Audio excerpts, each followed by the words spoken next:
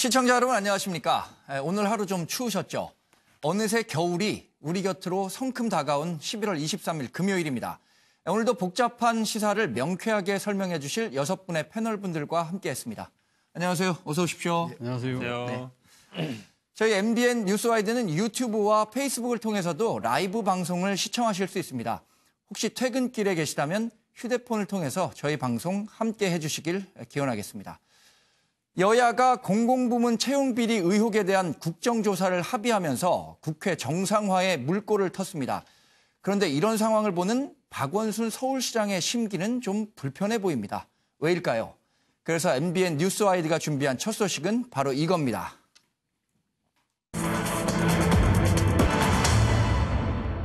네, 채용비리 국조, 양날의 칼이 될까요?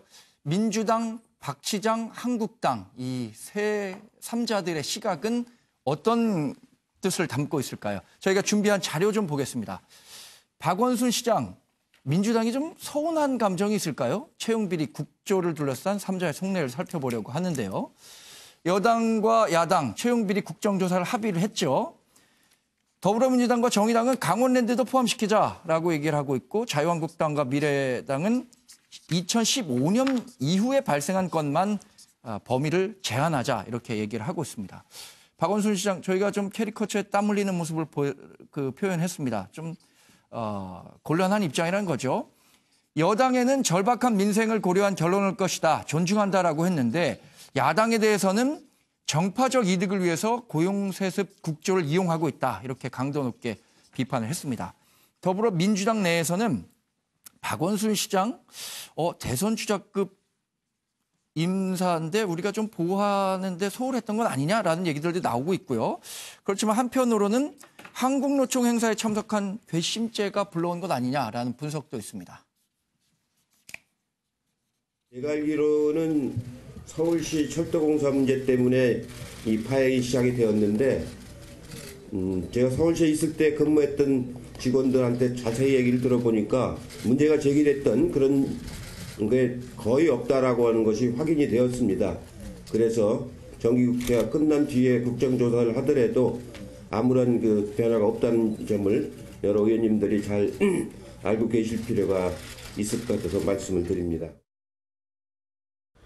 말로는 어떤 경우에도 채용비리는 용납 못한다면서 정작 채용비리 국정조사는 하지 말자는 앞뒤가 맞지 않는 어깃장은 이제 그만하시기 바랍니다. 음주운전은 용납하지 못하지만은 음주 단속은 하지 말자는 주장과 다르지 않다는 점을 지적하지 않을 수 없습니다. 고용세습 채용비리에 무슨 정략적인 입장이 있을 수 있으면 어떻게 해서 박원순 시장 본인에게만 정치적 공세를 위해서 이 고용세습 국정조사가 이루어졌다는 것인지 박원순 시장의 발도 되지 않는 정치 공세는 즉각 중단해 주기 바랍니다. 네, 박원순 시장의 속내가 사실 참 제일 궁금합니다. 약간 서운한 듯한 느낌도 갖고 있는 것 같은데요. 강 의원님 열심히 답을 써주셨는데 어떤 답 쓰셨습니까? 우선 민주당 요즘 가짜뉴스 중에 하나가 박원순, 안희정, 이재명 죽이기를 우리 정부 또는 민주당이 하고 있다. 이런 이야기하는데 이건 가짜뉴스라는 말씀드리고요. 네. 박원순 시장은 지난 옥탑방 체험할 때까지는 지지율도 오르고 1등하고 좋았는데 네. 최근에 이제 지지율도 빠지고 참 어려움을 겪고 있어요. 그런데 또 이 고용세습 국정조사를 약 한 8, 90일 하다 보면 또 박원순 시장 이름이 오르내리지 않겠냐. 그래서 네. 좀 불편한 심기인데 이건 박원순 시장이 감내하고 받아들여야 할 공인의 모습이다 이렇게 보여지고요. 네.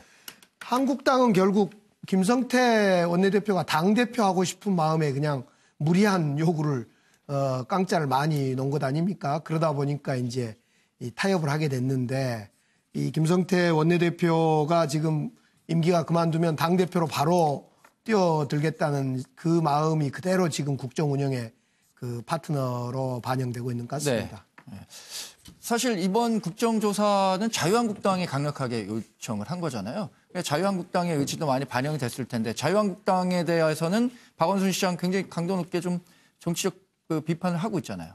이번 국정조사는 자유한국당뿐만 아니라요. 야사당이 공의 요구를 하고 있는 겁니다. 최근에 문재인 정부 지지율이 계속 하락하고 있는데 그중에 가장 결정적인 게 20대들의 이 지지율 이탈이거든요. 네. 56%까지 떨어졌다는 건데 오늘 조사 나온 거 보면은 20대 남자의 경우에는 51%까지 떨어졌습니다. 네. 지금 사실은 올해 들어서 일자리가 계속 줄어들고 있는 상황에서 소위 이미 재직하고 있는 사람들 또는 노조에 영향력이 있는 사람들 이런 사람들의 자녀들은 더 쉽게 취직을 한다. 네. 그러면 실제로 일자리가 줄어드는 거잖아요. 우리가 가야 될 일자리. 그 일자리의 정의가 사라지는 건데 저는 박 시장께서 스스로 나가서 노동 존중 시장이라는 애매한 얘기를 하시면서 네.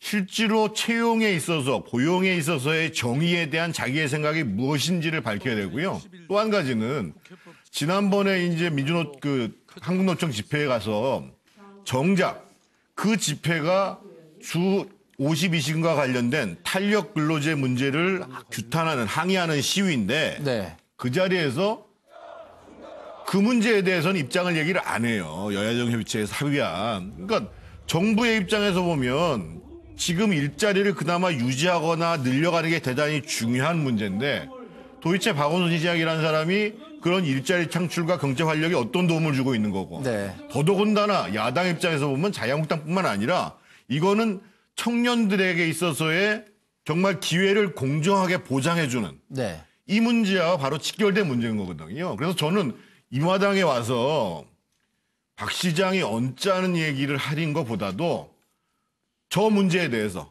아까 탄력 근로제 문제, 고용 정의의 문제 이런 네. 문제에 대해서 분명한 자기 입장을 얘기를 해야죠.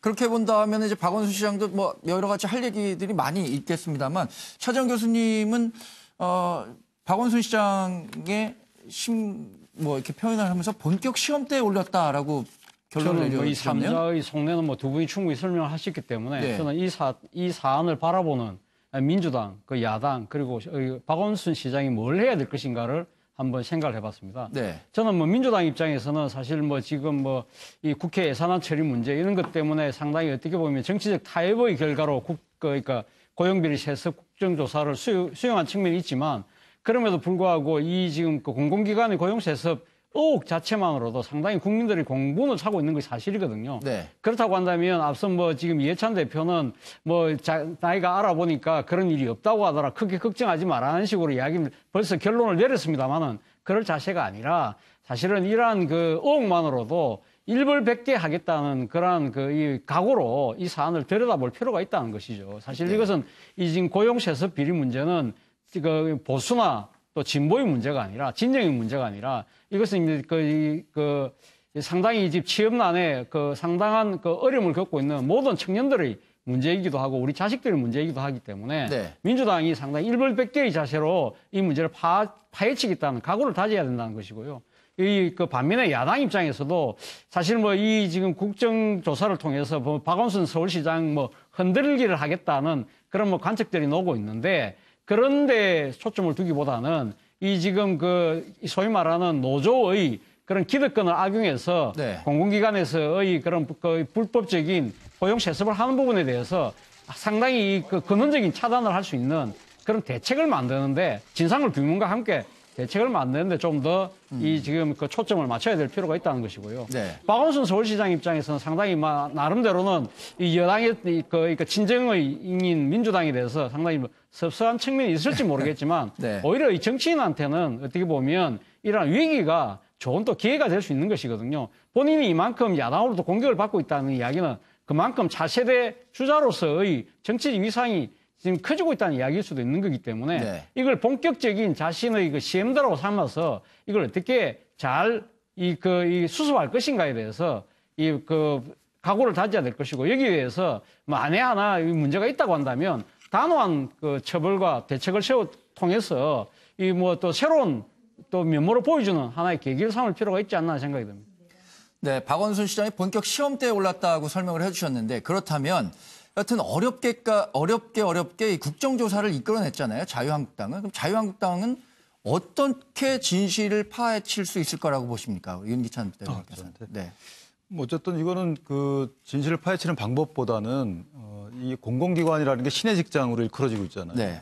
그래서 이 공공기관에 대한 채용 비리 문제는 뭐 합리적인 의심이 들 만한 여러 가지 사건들이 나왔기 때문에 이 부분은 지금 우리 사회가 일부에서 드러내놓고 말은 하지 않고 있지만 지금 그 노동위원회 같은 노동개혁이 지금 필요한 상황이에요. 그래서 이 노동개혁을 위한 마중물 역할을 좀 해야 된다라는 네. 기본적인 생각을 갖고 있는 것 같고요.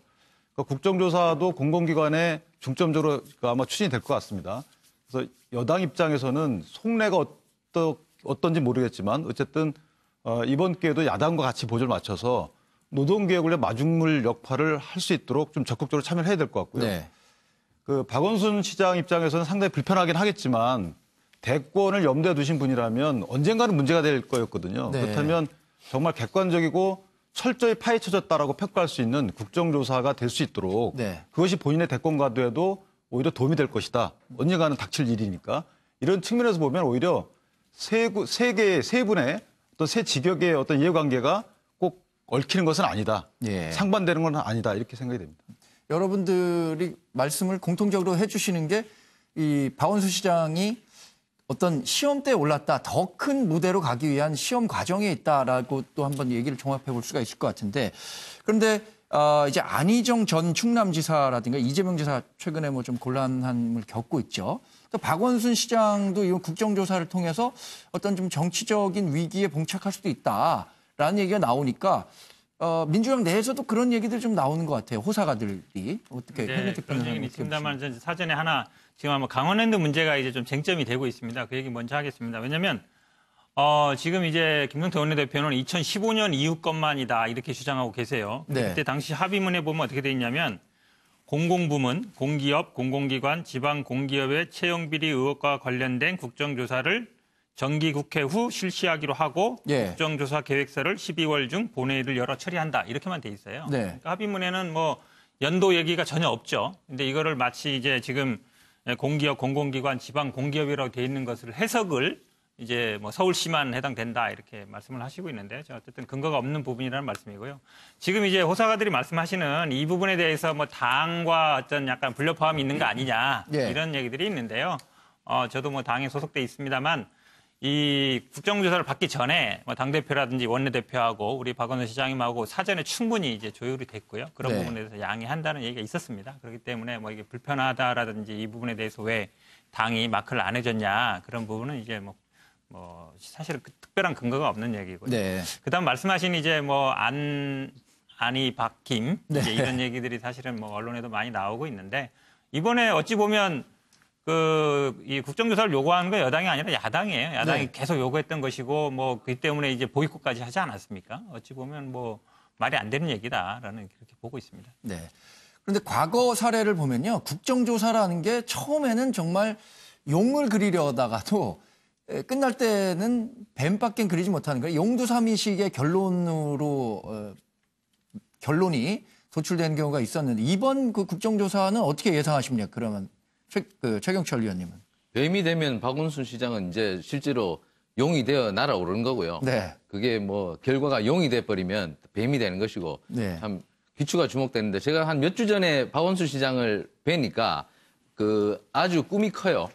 박원순 시장이 여러 가지 플랜을 갖고 하시는 것이 서울시장을 넘어서 전국을 경영하는 국가를 경영하는 그런 연습을 하고 있다. 야. 이렇게 보이던데 예를 들어 서울시내 구청에다가 예. 2천 몇백억인가를 서울시의 재원을 나눠주고 그리고 각 지방에 있는 특산물을 서울 시내에서 팔 수 있도록 자리를 네. 마련해주고 그리고 서울 시내에 있는 박물관들의 수장고를 전국 공모를 받아서 다른 지역에 배치를 해주고 하여튼 이 전국 경영을 하는 이런 여러 가지 모습들을 볼 수 있었는데 어쨌든 박원순 시장이 큰 꿈을 꾸고 앞으로 시정이 임하실 터인데 이번 국정조사에서 어떤 결과가 나올지 많은 사람들이 지켜보고 있는데 한국당 의원들 얘기를 들어보면 한 방에 훅 간다고 얘기하는데 박원순 시장은 지금 감사원 조사도 받을 것이고 예. 그리고 인권위 조사도 받을 것인데 결국 거기에서 별 것이 없을 것이다. 자신감 있게 얘기하고 그다음에 또 민주당에 좀 섭섭한 기운이 내비쳐요. 네. 민주당 지금 예산 때문에 급해서 국조를 안 받을 수가 없는 상황인데 어쨌든 민주당에 대한 섭섭함 자유한국당이 강하게 밀어붙이는 그 압력에 이길 수 있는 힘을 보여준다면 앞으로 박원순 시장이 대권 반열에 큰 주자로 올라설 수 있는 시험대가 왔다. 이렇게 볼 수 있겠습니다. 삼선 서울시장이니까 뭐 더 큰 꿈을 꾸지 않는다는 게 이상하겠죠. 그런데 최근 논란 과정에서요. 상당히 재밌는 거는요. 김성태 자유한국당 원내대표가 끈질기게 이 박원순 시장을 공격하고 있다는 겁니다. 이 박원순 시장에 대해서 상당히 비판 수위를 계속해서 높이고 있는데 김성태 원내대표의 속셈 아니면 그분의 개인적인 캐릭터 이런 것들을 종합해 봤을 때 어떤 평가를 내리고 계세요? 아마 대권 주자로서 공격한다는 측면보다도요. 어떻든 지금 자유한국당이 지지율이 굉장히 떨어져 있는 데가 지금 수도권이고. 네. 그리고 민주당이 또 여전히 단단하게 지지를 유지하고 있는 데가 수도권이란 말이에요. 그걸 대표하는 시장이기 때문에 박원순 시장한테 정치적인 타격을 주면 그 자유한국당이 정치적으로 좀 유리할 수 있다. 민주당의 지지율이 빠질 수 있다라는 네. 생각들을 갖고 있는데 더더군다나 본인이 이제 서울에서 이제 삼선 의원을 지금 하고 있는 중이고요. 네.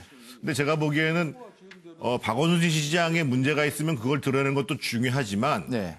진짜로 이거는 우리가 고용 정의 차원에서 정말 철저하게 다루겠다. 네. 그리고 국정조사에서 한계가 있는 문제 같은 경우를 이후에 감사원 결과 다음에 또는 필요하다면 검찰의 특별수사본부까지 구성해서 네. 고용정의 문제는 반드시 우리가 나서 책임지겠다. 네. 이런 자세로 나가야지 제가 보기에는 결국에 있어서 성공하지 박 시장만 계속 때리는 것만 가지고는 네. 성과가 한계가 있다고 봐야 됩니다. 그 김성태 원내대표가 갖고 있는 다른 뭐 정치적인 플랜이나 이런 거의 연속선상에서도 좀 볼 수 있을 것 같은데요. 그렇죠. 하나는 이제 당대표 후보로 나설 때 존재감을 확보하기 예. 위해서 이런 그 박원순 시장을 계속 공격하는 하나가 있고요. 또 하나는 좀 작은 문제입니다만은 김성태 원내대표의 지역구가 지금 서울시 부시장 진성준 부시장이 지역구입니다. 같이. 네, 그렇죠. 1년 반 뒤에 이제 같이 격돌해야 될 그런 지역이기도 합니다. 네. 그러다 보니까 양수겹장으로 진성준 부시장을 겨냥한 또 어떤 그 문제이기도 하다 이렇게 보여집니다. 위기감을 조금 더 절박하게 그렇습니다. 느끼는 걸까요? 네, 예. 네. 자, 저희가 다음 소식 한번 준비했습니다. 이재명 경기지사를 둘러싼 논란에 대해서도 짚고 넘어가지 않을 수가 없겠습니다. 해경군 김씨, 그러니까 이 해경군 김씨라는 아이디의 실소유주가 이재명 지사의 부인 김혜경 씨인지를 두고 여전히 이 지사는 사실이 아니라고 강변하고 있습니다. 특히 사건을 수사한 경찰에 대해서도 높은 불만을 표출하고 있는데요. 이런 가운데 이 지사의 경기지사 선거를 도왔던 측근 백종덕 변호사가 경찰 간부를 고발했습니다.